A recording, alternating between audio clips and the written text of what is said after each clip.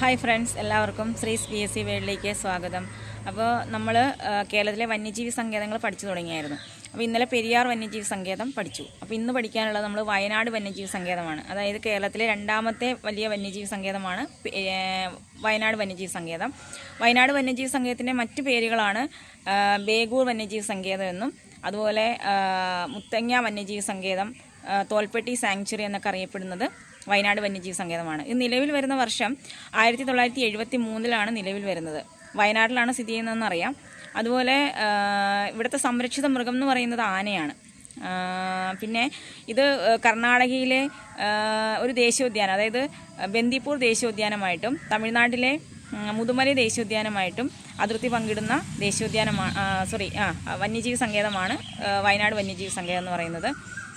അതുപോലെ രണ്ട് സംസ്ഥാനങ്ങളുമായിട്ട് അതിർത്തി പങ്കിടുന്ന വന്യജീവി സങ്കേതമാണ് വയനാട് വന്യജീവി സങ്കേതം. ഇതിൻ്റെ ആസ്ഥാനം വരുന്നത് സുൽത്താൻ ബത്തേരിയാണെന്ന് ഓർത്ത് വെച്ചേക്കുക.